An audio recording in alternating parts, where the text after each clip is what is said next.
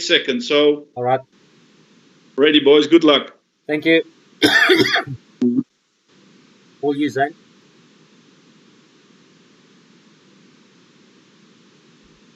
Welcome everyone to the webinar this evening with Mathew, Cripps and Hein, Kriek. We've got 5 minutes before we start, so go grab what you need in terms of liquids. So if you need a beer or you want a water or a coffee, go and grab that now, and we'll be starting in 5 minutes time, right on the dot, 7:30. Can we have a lock-in tonight? Instead of a lockdown.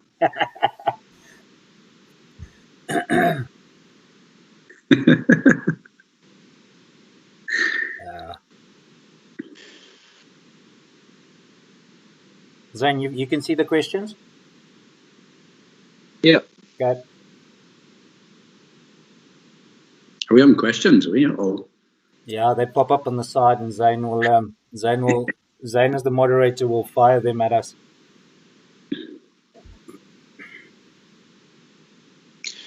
But you've got control of the... Yeah, I'll go through the PowerPoint. Yeah. What do you got, 4 minutes? Yep.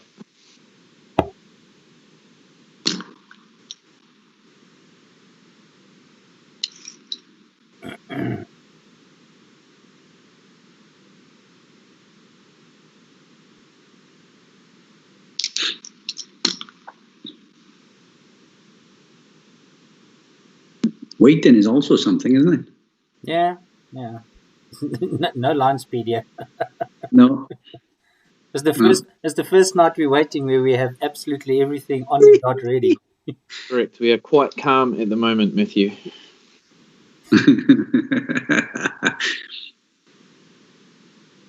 I'm sure you can smash out a tap dancing routine or something if it goes wrong. Give us a song.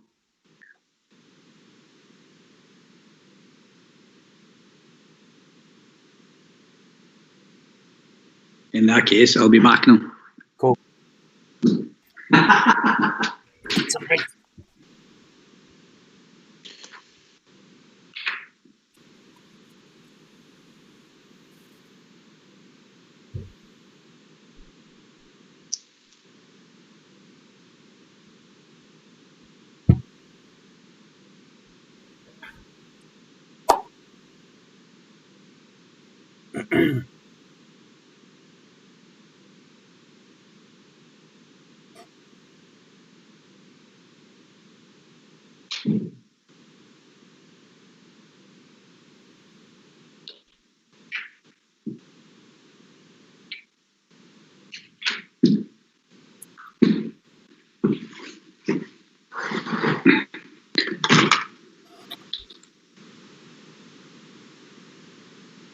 Can we see ourselves if we log on? Does that count as a number if we watch ourselves? Yes, you one extra then. Yeah, you can. You just need to make sure you mute it. Yeah, just mute the sound. Oh yeah, there is a delay. Yeah. Oh, that's good. It's 8 seconds.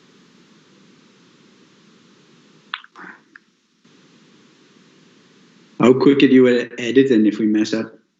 Swear and stuff. No editing because you're live and there's at the moment 15 people watching you.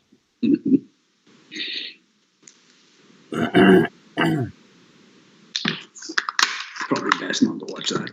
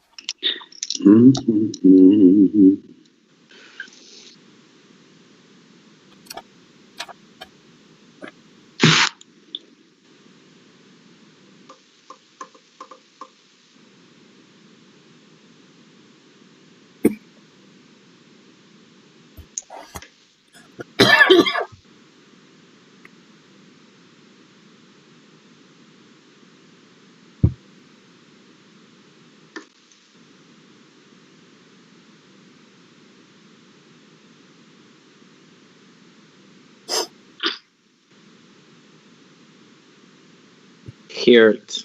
Zane, are you late? What's the time?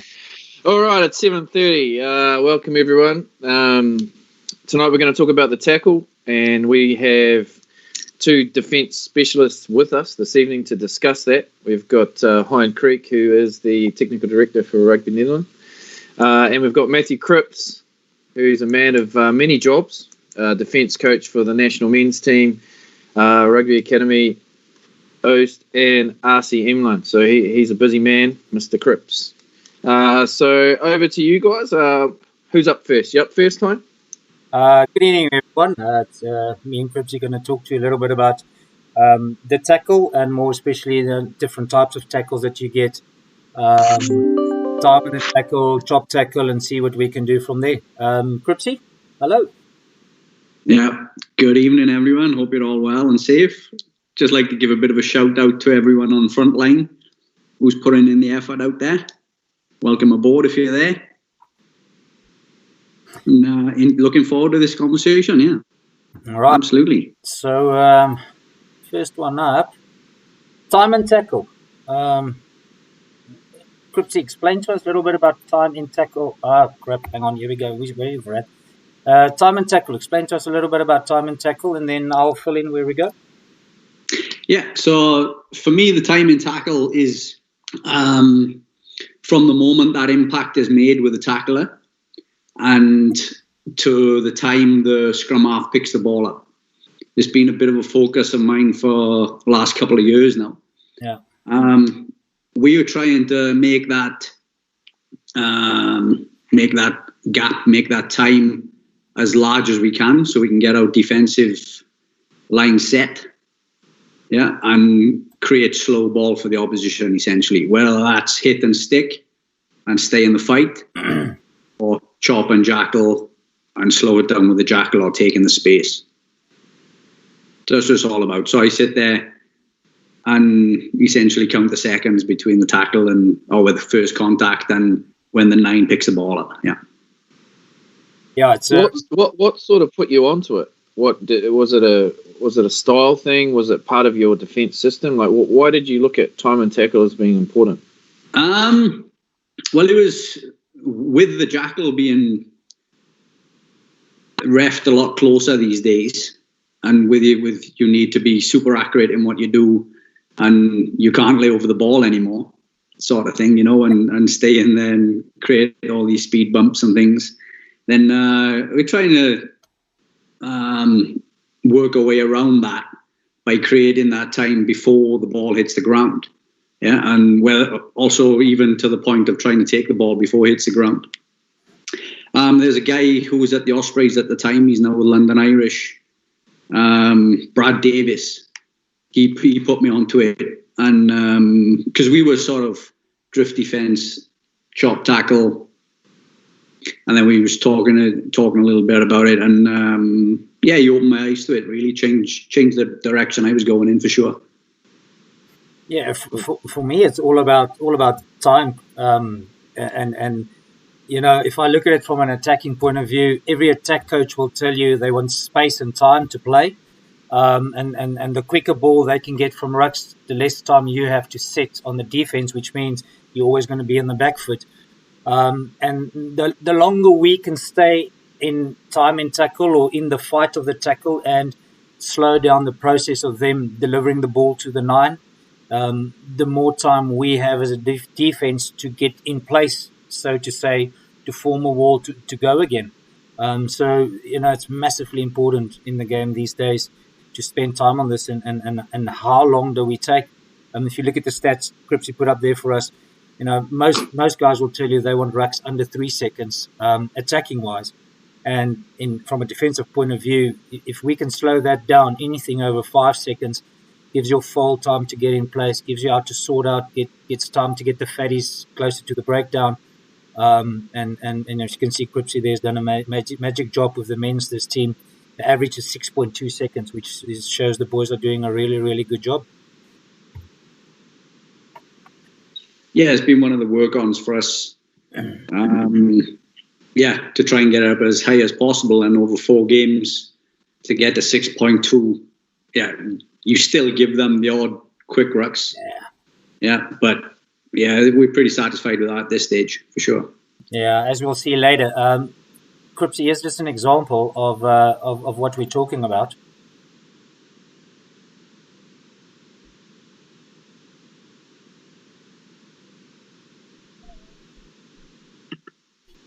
I'll play it again, and you want to maybe walk us through a little bit of this? Yeah, mine's running at different speed to yours, apparently. Sorry. It's all right. Yeah, so if you can see, we've got the initial line speed on. Yeah. Yeah, even though the initial hit is a little bit high. Yeah, we stay in the fight. Yeah, there's some decision making that's a little bit questionable or in and around that area, but it was playing advantage for a penalty in that case. But it's all about that time of that hit and staying in the fight, accelerating into the contact area. Yeah, and trying to be dominant in that. And if we can hit them before they start moving, then our life's a lot easier. Yeah. Because especially against Eastern European teams, there's some big guys in there. So if they got that momentum, then they're really difficult to stop. Yeah. And then the thing for me is decision making around that area. If we look at it again, for instance, one of our props not really necessary to join the fight there. The fight is already won, and it's something we as coaches need to coach. And work hard on around the decision making around the area. When do I join? Don't I join? And the roles within our 3s, 5, 4s, whatever your system is in. How do you? What is your role within that? And when do you join? Don't you join? Yeah. I've got 2 more clips here. For instance, this is South Africa versus Argentina 2015 World Cup. It's not always, for me, it's not always just the fight in the air. If we look at this, I don't know how to get this away now. Okay, hang on. I'll get a hang of this. If you look at this, they fold here. Tackle is made to ground, but you can see Damien still stays in the fight and sort of slows the ball down in a way. And for me, that's also part of, the fight in the tackle. We'll see again. Makes the tackle, goes to ground, but still sort of keeps the cleaners busy to give the defense time to set.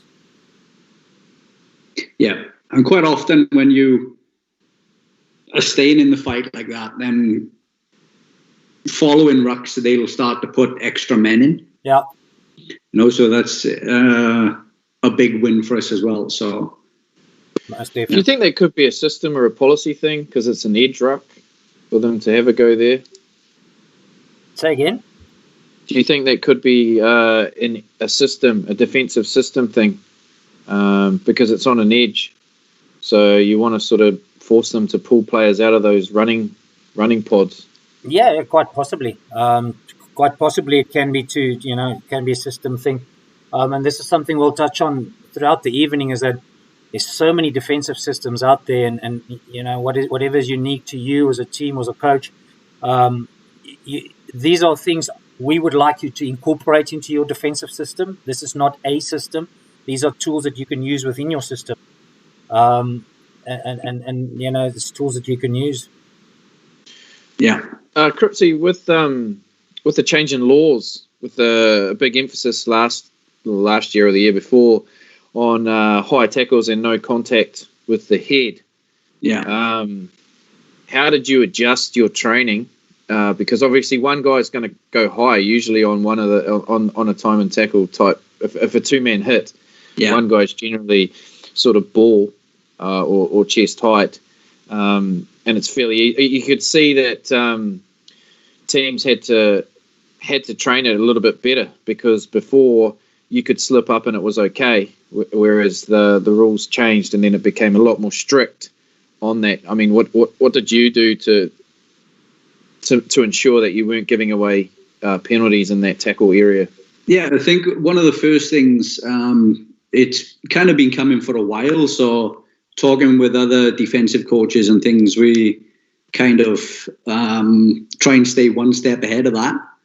And instead of going the rugby league type, like you saw from our guys in the first clip, when they both kind of went high, we tried to get our first guy to hit around belly button height. So we created that space so the second arriving guy doesn't have to climb any higher to wrap him up. Yeah. And then in that case, you don't have your offside line yet. So you can come into the side and hit that available space or the ball if you can. So we kind of, it's been designed from the start with me with regards to first tackle around the belly button. Yeah. That's all important. How we set in the tackle. There's another clip. We got time and tackle. So you can see front or lows fighting, and then if the cleaner is late, it gives the tackler the opportunity. I'm not a big fan of that. Cripps, I don't know what you think, because referees, it's such a grey area. Did you release or did you not release? I would rather prefer, as you'll see at the end of the presentation when I run you past something, I'll prefer that my adjusting defender or catch-up defender goes for the steal and the jackal there. More than not, those calls go against you. I don't know, your thoughts on that? Yeah, I think he made a great decision to have a go at it there, because the two tacklers who were initially in there slipped off and they were making pretty good momentum. And so he's quite the specialist that a fraction of release. It is quite clear that he does release and get down over the ball. So for me, it's and if you're in that tackle situation, the guy who's around the head area, who's your follow up, so whether that's inside or outside, we try to get those guys to go for the ball. Because it is shorter and you're pretty much guaranteed that the ball is going to be closer to the head than the feet. How so for me, how important is it? Let's put it this way. For me, when I look at my team defensively, it is very important for me to realize who can hit and stick and get a time and tackle, and who are my guys that can jackal and get over the ball. And to identify that early and sort of build my system around that. Otherwise, it does become a bit of a grey area if everybody thinks he's a specialist at stealing the ball, clearly as Francois Lowe, for instance, is.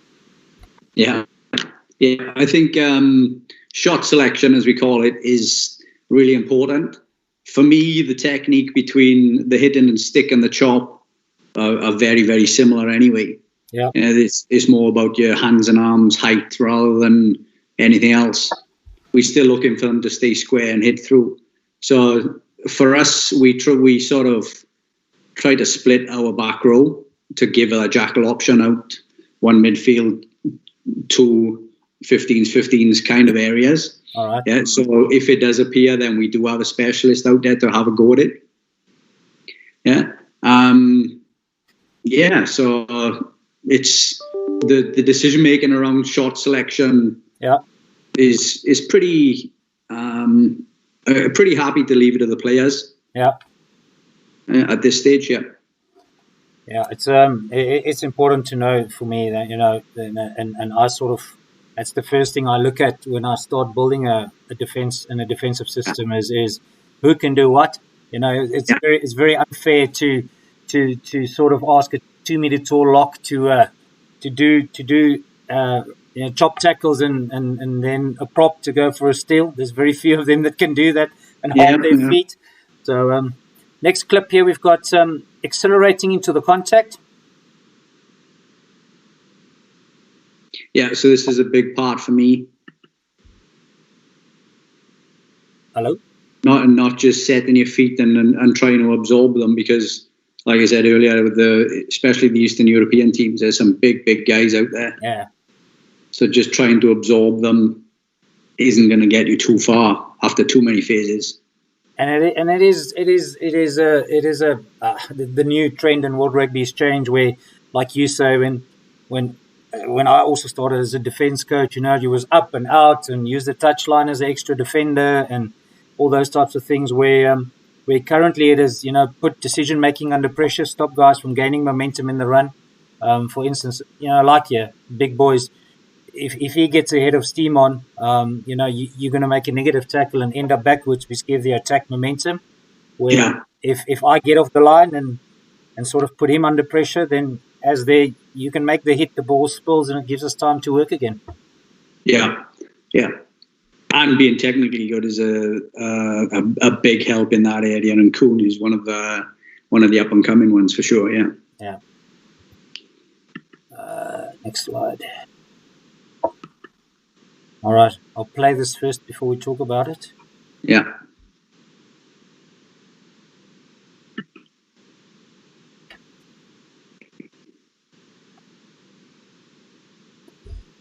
So just talk us through this. Yeah, so like I was saying about shot selection, yeah, we talk about trying to hit around the belly button. Yeah. And so you're static. Yeah, you're rising up before the contact's made.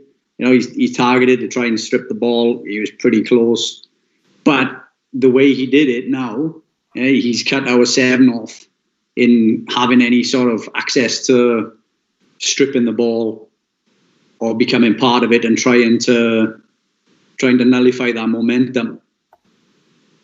And it also gives their cleaners time to get over the ball and go forward, and our defense is on the back foot, and we're working backwards, and it's just not. It's we call that a negative tackle.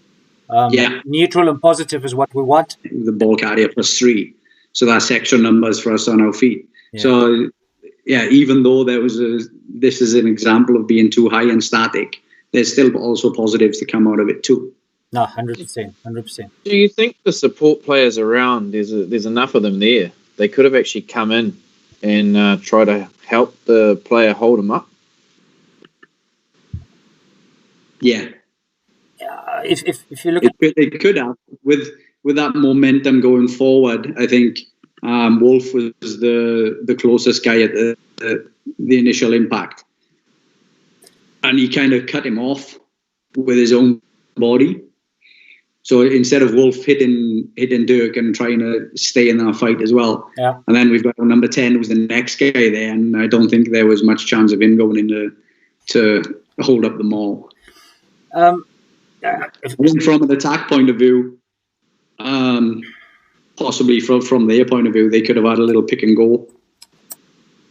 Yep. In that situation. Definitely. Which stressed us a little bit more, Yeah, and for me, if you look at this, Zane, and just to go on to what you say, is that the decision making around time and tackle is so crucial to teach players to realize that when a battle is won and when a battle is lost, and how many people is necessary to win or lose it. In a situation like that where you do have the tackle is going to get made, so he's not going to score the try. But we would rather have numbers on our feet and set again for having another go in the next fight, rather than maybe committing 1 or 2 guys trying to hold him up, and then the referee says you've got to release anyway. And we now, if you look at this picture here, there's only one player on the ground of the Netherlands team, and there is 1, 2, 3, 4 players of Germany out of action. So in terms of a numbers game, if everything goes well, we're numbers up, and that's the most important thing for me, is to realize when you've won the battle or when you've lost the battle, and then have another go at it. Yeah, I think the decision making in and around this game as a whole was one of the best that I've seen from the boys. Yeah, I missed 6 tackles in the whole game, and we all know they scored 1 try. But that was one of the best performances for time and tackle that we've had yet, for sure. Yeah, that's beautiful. So the opposite of time and tackle and hit and stick is the chop tackle. We'll play the clip.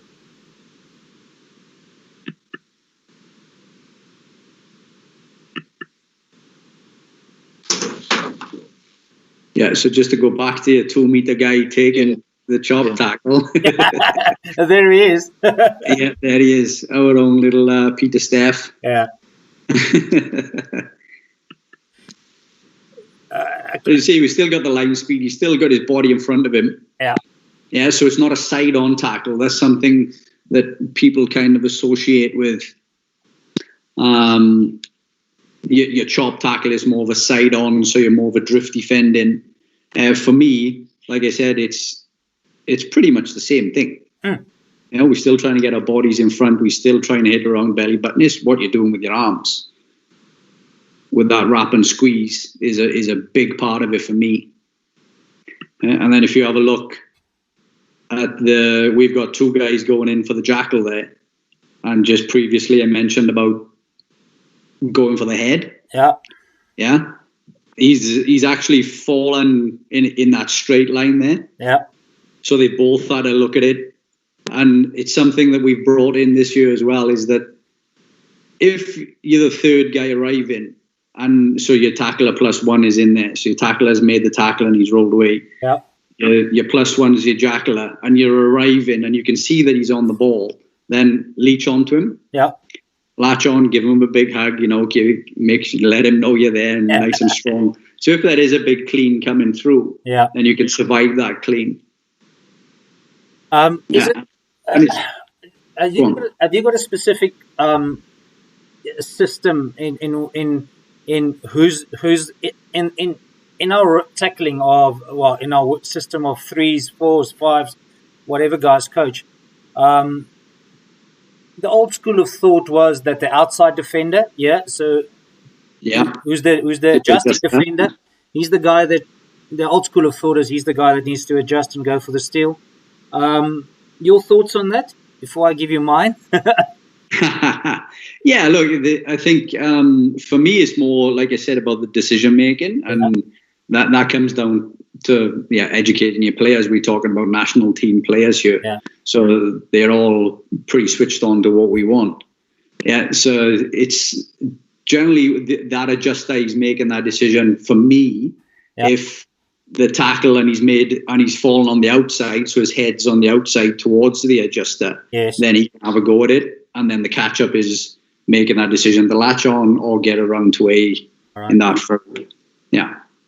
I've been playing around with the idea of getting numbers on the same side, and I'll sacrifice the catch up defender to go for that steal.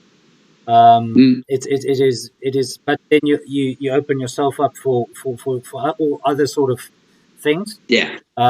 Which is it's give or take what you want. One thing that I did pick up on this clip, if you see how quick Kuhn is back up and in the line on the other side again, it's not something we're going to talk tonight about, but we call it back in the game, return to action, has a million names for it. I know coaches who prefer them to eject back on their own side. So you get back in the game, so you never make it round to them. This is quite good for me with regards to he's become a little speed bump for the arriving scrum half. So he's get that fraction of a second where the 9's got to go, move out of the way a fraction. It's all adding to that time for me. And he's not laying on the ground in the way or anything, so I don't think he did anything wrong. No, it's beautiful the way he got out of the way. So there's a lot of detail into it, and I think the detail as coaches is really important, and not just go smash them. You need, from a safety point of view as well, with children. It's that is the most important thing, is safety. And I for me, for instance, I know being defensive minded. And these are the things that get my juices flowing, is that, we're so focused on coaching attack, and it looks beautiful and everything. But, if we can spend as much time as we do on attack, on defense, and the amount of detail that we put into our attack, if we can put that back into that detail into our defense, it is 50% of the game where you got to stop the other team from scoring, the same as scoring. And if you can score that, stop them from scoring, and you get 3, you still win the game. You don't have to score 5 tries to win a rugby game. So Crippsy with the rugby club.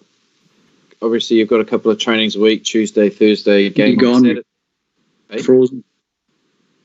Can you start that again? Sorry, you froze. Sorry, the rugby club. You've got 2 trainings a week. Yeah. How much time do you spend on tackle each week? Each week, more than half an hour. Yeah, we have contact pretty much every session throughout the week, and we'd like to build up the physicality, and so we taper up rather than taper off. Yep. Which has worked quite well for us, but for me it's still a contact sport, so the guys need to be conditioned for it, and whether that's just part of the warm-up and going through, we do a lot of I call it tackle repair. So it doesn't have to be full-on smashing each other. Just it can be close quarter, feet are static, just going through the technique over and over again, and then just building up through the weeks like that. But from a tackle point of view, I would say around half an hour, if not a little bit more. Yeah, each week. Yeah, that's good. And do you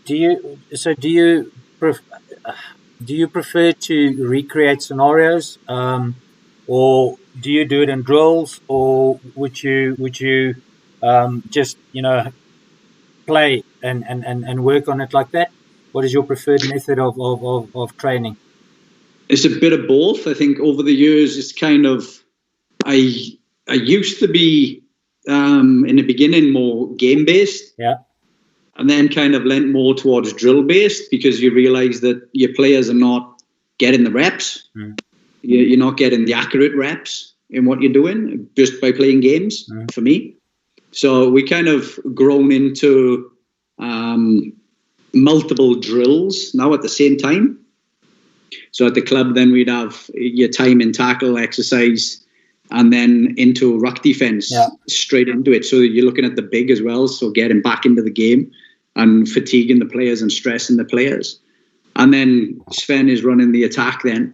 All right. So when he's running his attack, I'm running the defense. Yeah. So we're getting a lot touched on.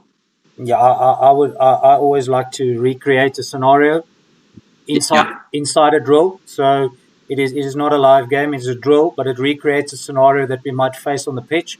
And like you say, then if we run that drill for 5 or 7 minutes, at least I know there's a set number of reps that every player will get through, rather than hoping that scenario might show itself in a game-based situation. Yeah. And it might not. So it's I think it's a balance coaches need to have between what level of players does he have and what does he actually want out of it.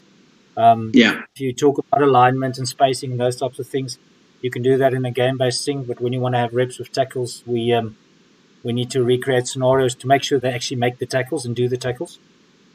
Yeah, and I think from a defensive point of view as well, that you need to talk with the attack coach, and just make sure they've got a 3-man, 4-man overlap each time, because it's not that realistic, and that's something that works really well. If you can even numbers up, sometimes get a little bit more in defense. You can change the pictures and, like you said, recreate pretty much anything. Yeah, me and you had this discussion where off air, where attack coaches always they want to score the tries and they want to look beautiful, but then on a game day they can't score and they don't understand why. And it's like, well, with the defense was always 2 numbers down. So once you can score against us with a full team, then we're ready to rock and roll. Yeah. Another clip where the leg tackle's been made, but we actually missed the Jackle.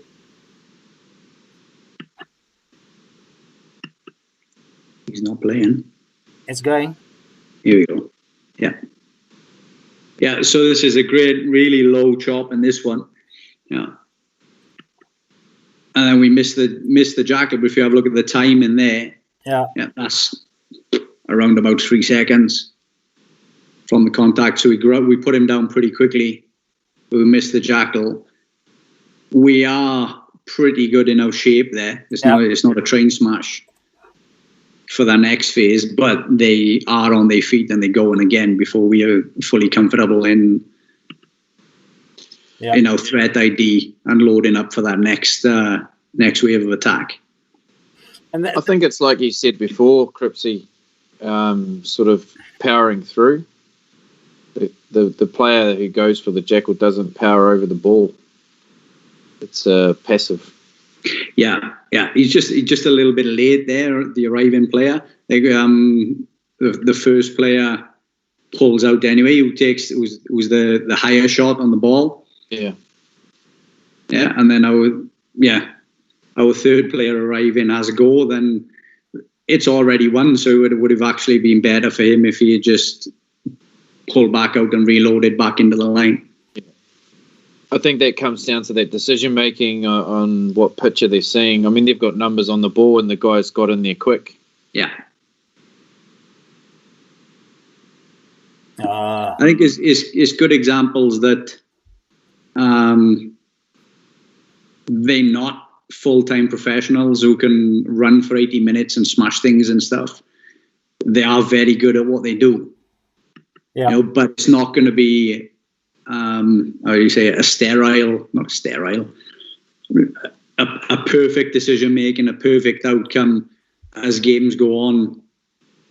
Fatigue plays a massive part in your decision making. All right, Cripsy, I've got some questions for you. Really? How do you create the live situations in training? Do you ask the attack coach to play like Germany, for example? Yes, it's something we do a fair bit of analysing these days. So we pick up on trends, as we call it, of what the shapes they run, in what areas, how they set their lineouts, where they go from their scrums, they threat runners, and we'll try and make adjustments to that. So if you're coaching a club, then it's really handy to video the games to be able to look back at it, or at least make notes of what you're seeing. And then each week, because we have our defensive system, but we make tweaks for each game. It's we can't just go copy paste week after week after week after week. Does that answer your question?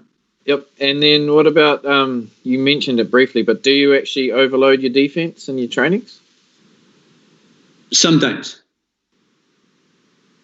Is that at the request of the attack coach to stretch the attack and to make the attack a little bit, challenge the attack a little bit more? Or is it the request of the defense? Yeah, it's a conversation that we have, yeah. Yeah, and also down to the point of manipulating the defense. So I could be standing behind the defensive line and they would have a ruck, and we would increase our spacings too big to try and give the attack that picture that there's a big space to go through, or we'd have them really narrow, or we'd have them linking arms to slow them down a little bit to try and make identifications like that. Jay, you can tweak things. It's all down to imagination, really. Yeah. And last one. Do you have an example of a non-contact drill to train this sort of pattern and decision making? A non-contact drill? Yeah, non-contact. For the time and tackle, you mean? I guess, and then the break, like chop tackles and stuff as well. Well, you could, if you use your imagination. There's something that we started using this year a little bit is with the Swiss balls.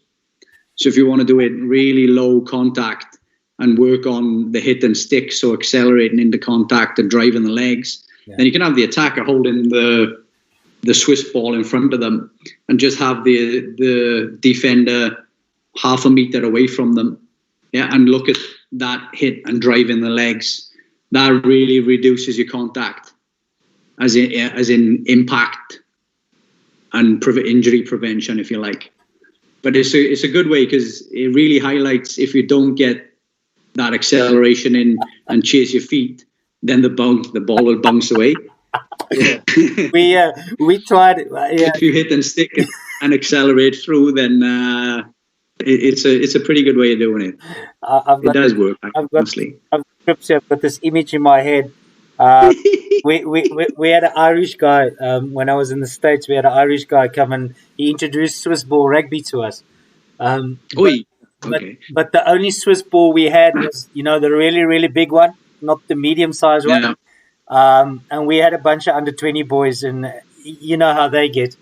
It ended up being an absolute crazy session because, the tackle technique wasn't great, and people were just flying all over the show of the Swiss balls. So when you mentioned it, was the funniest thing I've seen in my life. Eventually, I had to bin the session after like 20 minutes because we weren't getting anything done. It was so funny. This is sort of where what happens when it doesn't go right. I'll show the clip, and then we can talk about it.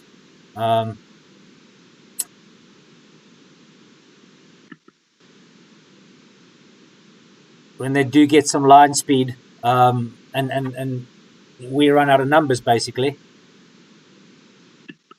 and you can see within 3 phases they made about 20 meters. And eventually we stopped them in the wide rucks. Any comments?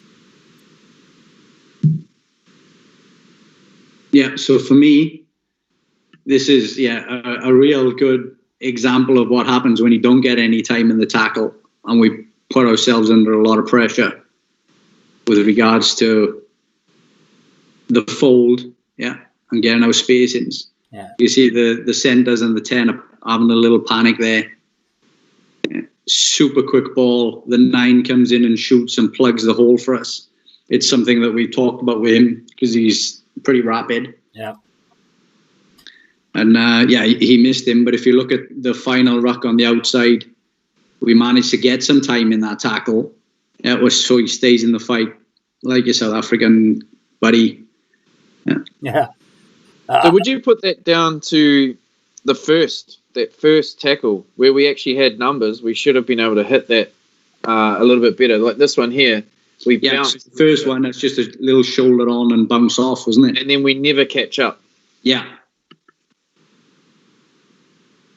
It's actually lucky that the 9 shoots there because we're overloaded or back on the other side. Yeah. Yeah. That's good. Good decision making from a 9 there. But that is part of your system, am I right? With the 9? Yeah. Yeah. He's got a license to go because a lot of guys will look at that clip and go, he's shooting out of line and line integrity and all that type of thing. But it is part of the system. South Africa uses that as well, where a guy like Faf de Klerk and Herschel's got the license to break the line and sort of make a good read and try to stop the momentum when they do realize we're in trouble.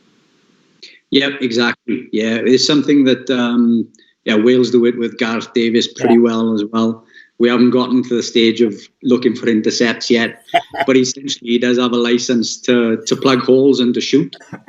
Yeah. On the correct decision making from what picture he sees. Yeah. So when the players the players are aware that he's not part of the defensive line. Yeah. So it's not a case of he's in the middle of it and then everybody pushes out and gives extra space. He's going to come from a little bit behind them, shoot through past them. Mm. Yeah. So it's not a case of panicking. Yeah, he's not leaving a gap because he's actually not filling a hole. He's just doing a different role and plugging spaces as you go.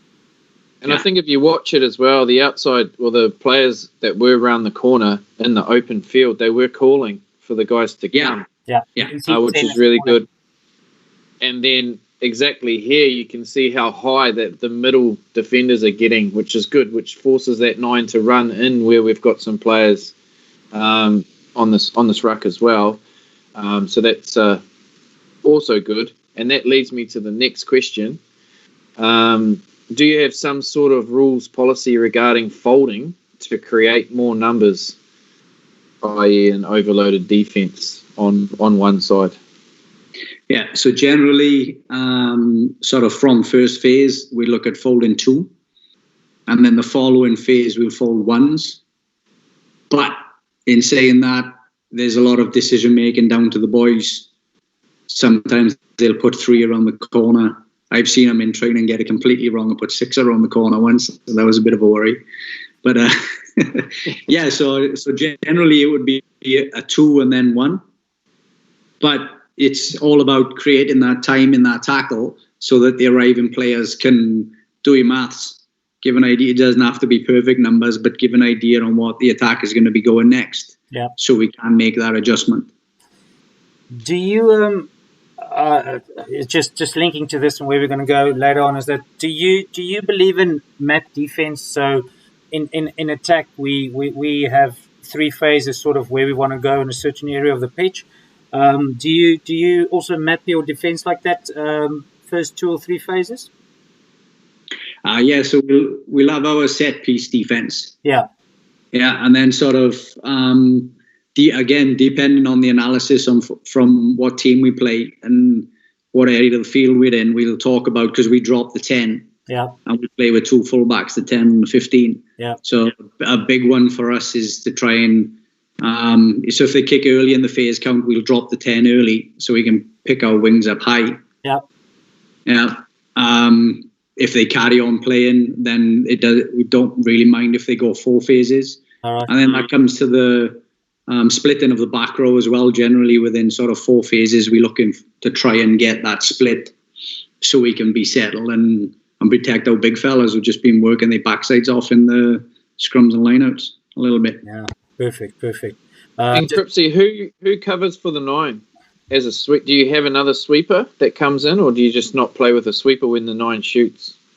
Often it happens so quickly that it'll only be that single phase that he's missing for. Yeah, so I'm not so concerned about that. But if a cross kick does come, then one of the centres or 10 who's also split in the phase count, they'll be able to read that and sit back and pick it out. I generally just tell the wing on the blind side to just have a look for the chip. Sort of just check the 9's gone. Just keep an eye on it because he's generally the closest guy there, and then have a go. So it's very rarely that when the 9 goes the next phase they're going to chip it. So it's not really a train smash. Not really a train smash. If we go, so there's some positives and negatives that we've just put down to go through what we've talked about. You wanna run us through them a little bit, and then I'll chip in. Yeah, it's just taking a bit of time to load for some reason on mine. Yeah, here we go. Follow on the Teams and not on YouTube. Otherwise, you're 8 seconds down the whole time. yeah. No, it is for some reason. I got a different technology gets past me sometimes. Yeah. So positives from the time in tackle. Yeah, it also promotes the mindset to get off the line. For me, because we talk about going after them and not just allowing the attack to come at us. We want to go after them and spoil their party. And you'll see me standing on the sideline celebrating turnovers and big tackles and things as much as we do when we score tries, Yeah. But so for me, it promotes that mindset of line speed. Yeah, it buys time for the defense to set. And like I said earlier, it forces them to put more into the breakdown. Yeah. And if we get it right with our second arriving player, so our +1, then we can target the ball. And we've had a lot of success with turning the ball over before the ruck happens. Like stripping it in the tackle. Yeah. And it's really interesting because most players will. A lot of players, I should say, not most. They carry the ball into contact in 2 hands, but then when somebody hits them in and around the belly button area, they take one hand off and they try to fight there. Yeah. They're trying to hand him off. So that ball is then present here as second arriving. And at the club, we've had a hell of a lot of success with that this year. Yeah. I like, I like to get a team to a stage where we feed and get energy off defense, and use that. So when we do get the turnover, we high on energy to attack again. And it is quite it's quite a tough thing to do, to get a team to get excited about defense. But I think if we do put some time and effort into it, it's definitely something that you can do with the team. You can see that the teams that's got proper defensive systems and proper, they work really hard on the defense, are generally the teams that are really successful in world rugby. It's one thing to score a lot of tries, but it's another thing to stop the bleeding on the other end. And I like to get energy in a team from that. Yeah, it's taken a long time to get the boys excited with defending and getting off the line and making those tackles. And it's we're attacking minded country. Yeah, you can see it at the stadium when we play. It's the crowds are always celebrating the cool attacks, and we play some fantastic rugby. But having that enjoyment out of spoiling their party is something.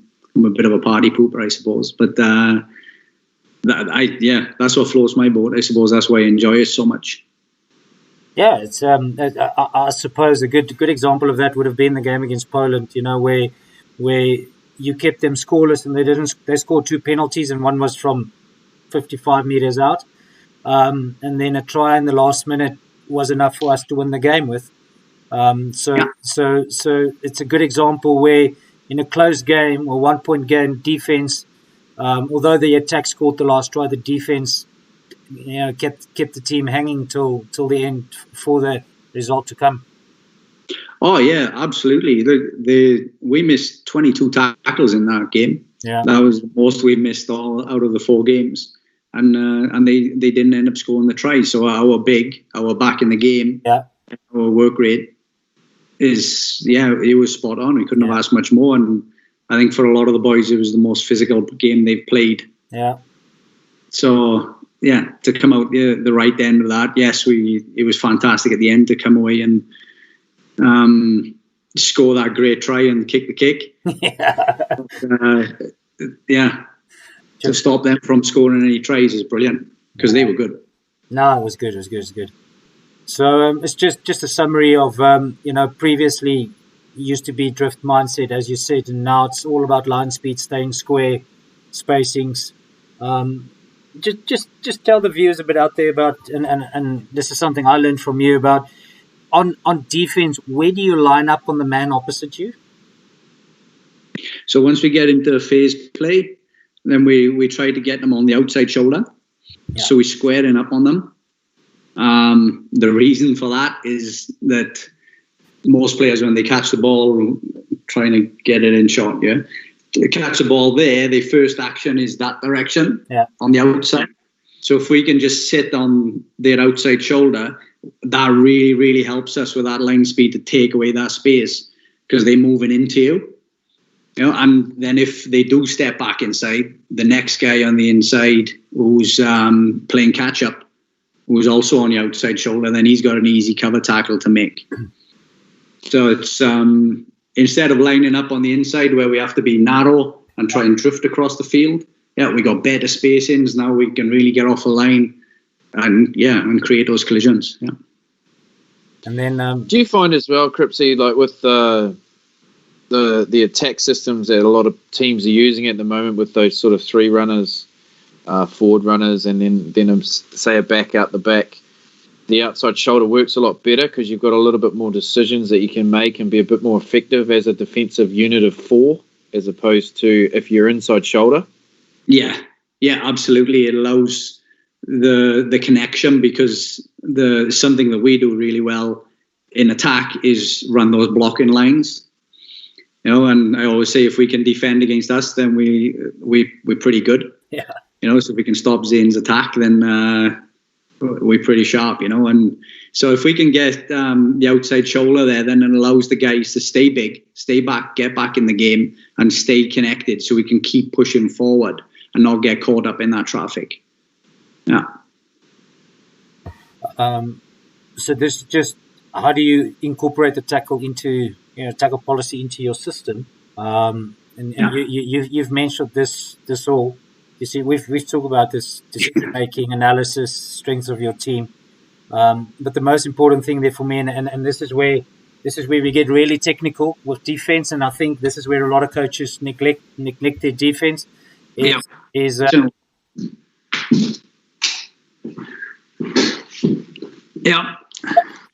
the defensive zones. So like we have zones on attack, you also have zones on defense. And I sort of like this, and I use the same type of model when I coach defense.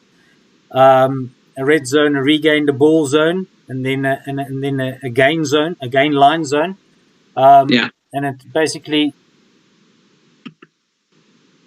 doesn't look as cool as it did in the other thing. You want to talk about what do you want to do in each of these zones, and I'll full on as we go. I think it's pretty self-explanatory. This is an example of what we've been using.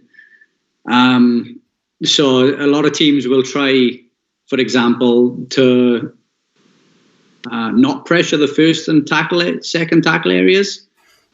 Because teams in the gain line area or gain line zone, they pretty switched on in what they do. So the support is going to be on their toes. They're going to be should be executing really well. So a lot of teams will stand off that and allow them to get that exit in. But if we can keep going after them, for me, and mess up those tackle areas in the first and second, then that's an opportunity for us as well. And if you end up giving a cheeky penalty away, then it's not a kickable penalty, so to speak. And this is where analysis also plays a little bit of a role, where teams will have a set, they have a set exit play to get back in your territory, and players are generally, they are switched on, but you can always find a chink in the armor, get a 9 shooting from a blind spot onto a kicker and that type of thing, to really give them not an easy exit, and then get the ball back from the line out or force a decision on the scrum. Yeah, 100%. Yeah. So if we can, with the beauty of video analysis, then we look at it and we'll see what foot did the kicker's off, who the kicker is. Does he have a long time between hand and foot with his kick? How does a scrum half like to make his pass? It's all stuff we look at.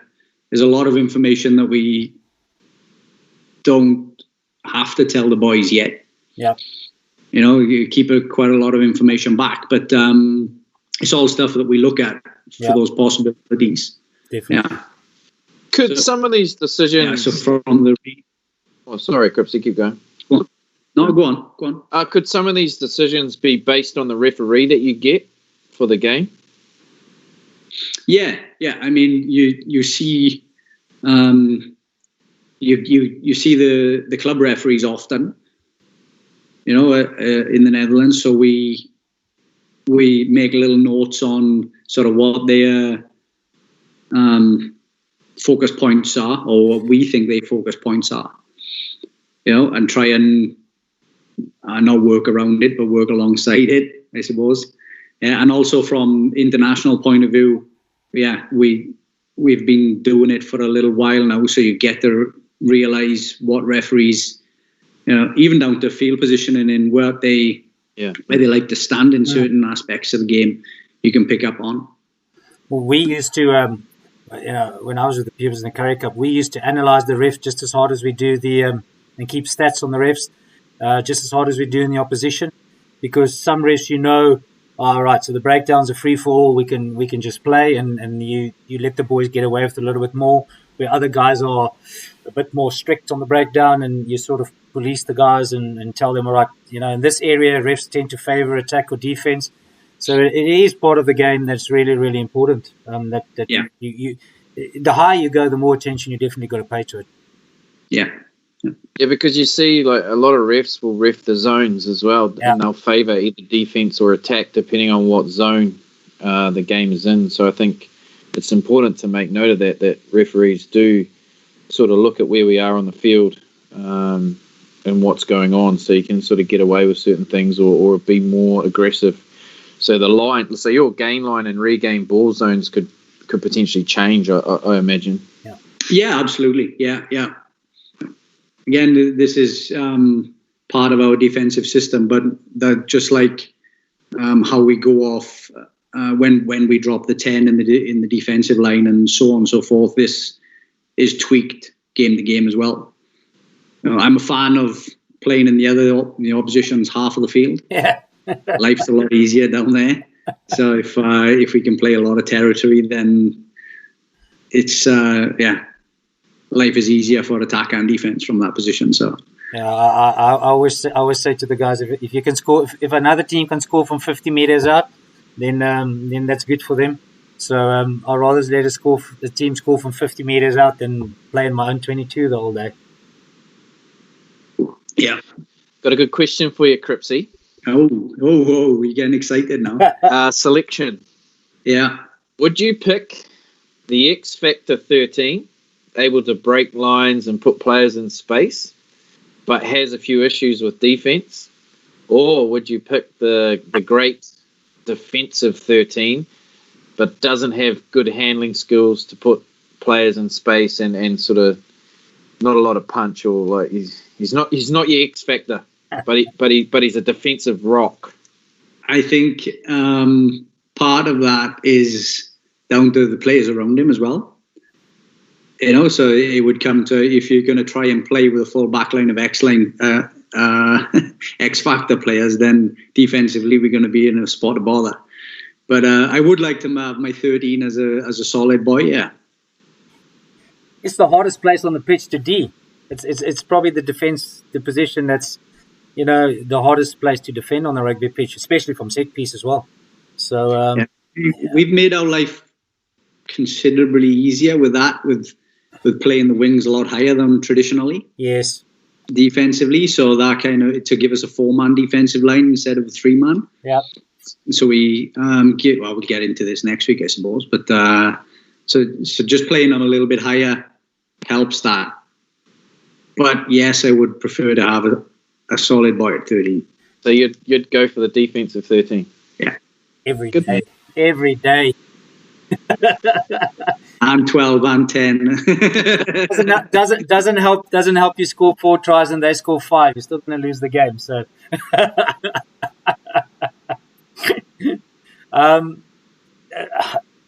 then just something, that this is sort of what I like. We can create traps for. We call it a trap. You can call it whatever you like. Can create traps for teams. Where you analyze teams and you sort of know what they're going to do. And I sort of have something that I used a lot where if teams especially like to play wide, and especially attacking teams, where if the breakdowns in the wide channel, we sort of manipulate them because they will have backs in that breakdown. 9 out of 10 times they must come with forwards back off 9. And you can put a little bit of line speed on, and then it's a planned thing within your defensive system to then get the turnover there. And you sort of manipulate the defense or the decision making on that. This is just for the people out there and everybody. This is how my team would end up from a map defense if the other team went wide from the right hand side here, wide breakdown here, and what we like to do then is the first 2 defenders straight up. As normal, you can call them whatever you like, to force the pass being made. And we want the 3rd defender to actually make the tackle here, because that's what generally will happen. But we want to take the decision-making away so he can't play out of the back. And the spot is really not an option. And for that to happen, we need to have... It can generally be the 3rd last or 2nd last defender. Depends on how many numbers you've got up. But somebody needs to show a face here, so there's no pass, and it's really they only have one option to carry. So you must now imagine this all happening. And what then will happen is that because he will, you can map this out, that there will be a leg tackle. The inside catch-up defender will go for the steal. This is something we chatted about earlier, Cripsy. And the closest I can get this to a clip, I couldn't find a team where one of my teams did it. But this is probably the closest we're going to get to it. Is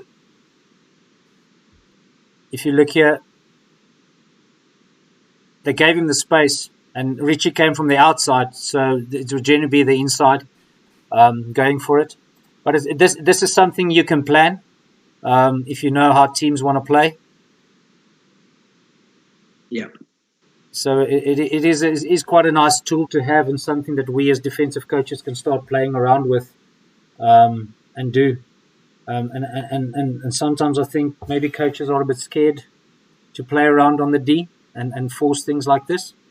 But it is something that I found very useful in my coaching career, is to create scenarios like this and then train with it and see if we can get this done. Yeah. Is there any more questions?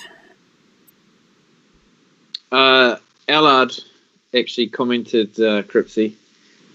He backs the forwards to get the ball back. Sorry? Allard backs the forwards to get the ball back at the set piece, so you don't actually need a real good defensive 13. You need more of an attacking 13 to make it more exciting. If we can continually take the set piece off them, then we'll have X Factor, full set of backs. Yeah, Allard's confident on the forwards. Love it. Good stuff. Good question. Where does defense start? Does it, do you?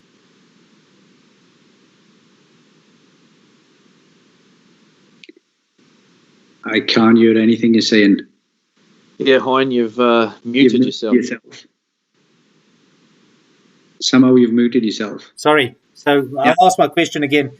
It's a good question. Do we?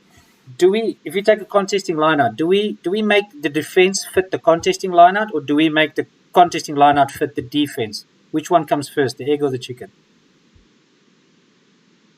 Ooh. Something to think about for us for next week. Yeah. We'll dig into that one next week. Yeah. A question from me, Cripsy. Yeah. Obviously, the 2-man tackle. When would you coach that? From what age would you start to coach that type of tackle? From what age would we coach the double hit? Double hit, yeah. So anywhere around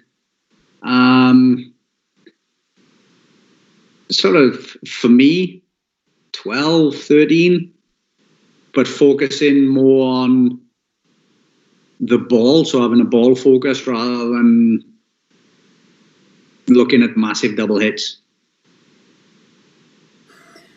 But the rules within our country don't allow that. Doesn't mean you can't coach it. Okay. Yes, Mr. Kriek. No. I'm just. It is another thing that we need to look at. Point. It's another thing we need to look at. Even with scrums, even though we can't scrum at certain ages, it doesn't mean we can't start coaching them. So when they to an age where they're allowed to do it, that they can do it. So I fully agree with you, Cripsy. The quicker we make players used to this, I keep on throwing the stats at people that says we must tackle lower. In the championship in England, a season, 2 seasons ago, I stand to be corrected. I have the article. For the first round of the championship, they lowered the height of the tackle, and concussion went up by like 47% or something, to force them to bring the tackle, back up. And everybody says to me, yeah, but it's professional rugby. But it's still, if you don't coach it properly, heads go down, heads aren't up, people knock heads. So the younger age you start coaching these things, every aspect of it, the better, because you'll get a better result at the end of the day. Yeah, I think the safety element in that is massive when it comes to the children, and having them tackle. I wouldn't coach a child to chop tackle any lower than the waist. Yeah. It's to go back to what I said earlier. I'm looking at whether it's the time and tackle, hit and stick, or the chop. I'm aiming for belly button, and it's what you do with your arms. Yeah. Decide whether you squeeze and put them on the ground quickly, or squeeze and stay on your feet and drive. Yeah. And so you start putting children's heads in front of knees and stuff, and that's not a thing you want to be doing. No, not at all. And they also they sort of go sit, and then people run over them, and it breaks confidence. Where Yeah. if you do it right from a young age, it is a massive confidence builder in terms of contact.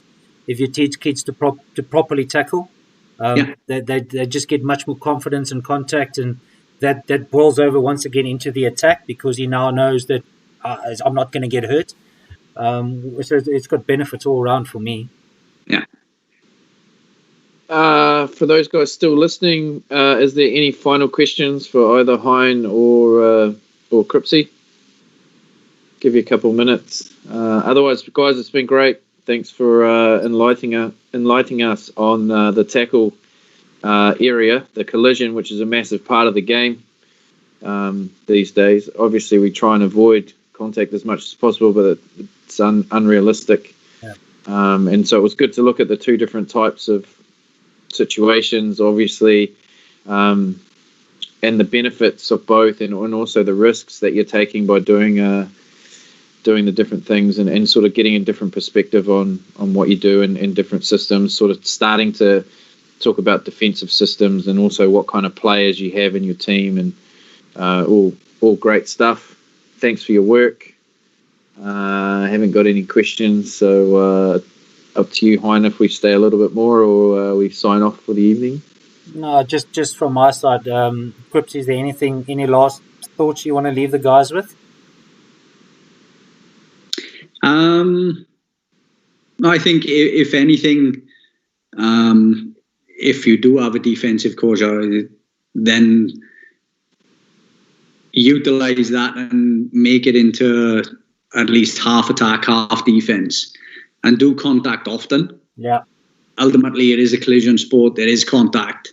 The kids, the adults, the boys and girls need to be conditioned for it. Mm. So whether that's in warm up, just doing pummeling, or having a bit of a wrestle, or slapping each other in the faces and holding the wrists and all that sort of stuff for a bit of fun, then it is a contact sport. So the more confidence you can give little Billy, from a safety point of view, and starting them really, really small, as in when they first arrive, and get them on their knees and having no contact, just sort of even on their knees tackling a tackle shield, just to get used to how it is to fall, and from an attack point of view, building the confidence from the ball carrier and how to fall and details, and try and make it a little bit fun for them. Then, if they don't enjoy contact, then I think they should be doing something else. That is true. Yeah. Right, last question, Cripsy. If you're smaller, if you've got a small team, would you still look at dominant double hits, or would you focus more on chopping and realigning or getting jackals in? It depends on if you're small and light and not so physically strong. Then you'd probably be just looking at chop, take the space, try and get the jackal in really quickly. But you can build it up to staying in the fight.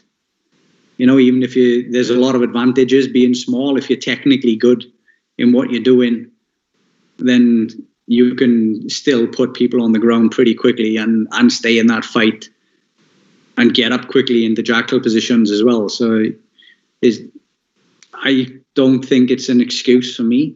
You probably would naturally just tackle lower anyway. Yeah. But you'd go about it not that much different.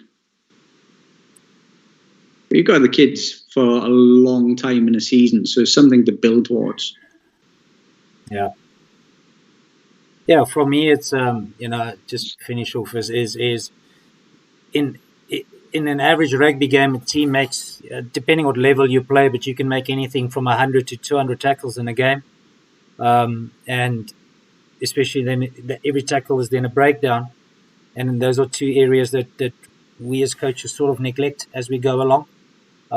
So it is a massive part in the game. And I think it's also important for coaches you can be as creative on defense as you are on attack.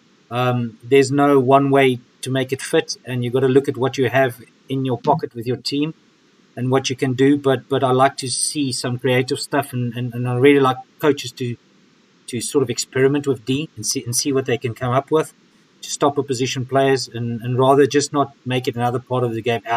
We're just going to stop them and hope for them to make a mistake. So it's one of those areas that I do get excited about, and that I want coaches to spend some time on. Yeah, definitely, and manipulating in what you're doing. I think against Poland, for example, our phase play defense, we had 112 phases against us. Yeah. And set piece D. So playing with that phase play defense, manipulating and changing it and stressing them in different ways, in different areas. The feel the guy's comfortable in that. For me, that's key. Yeah. And yes, Allard, if you can take a set piece, please do. Yeah, great. Thanks, Allard. Yeah, love it. Right. Anything else, boys? No, good. Thanks, coaches. Very enjoyable. What's, Forward to the next one. what's up next week, Zane, for the people that are tuning in Tuesday and Thursday? What's up next week? That'll be coming out. Right.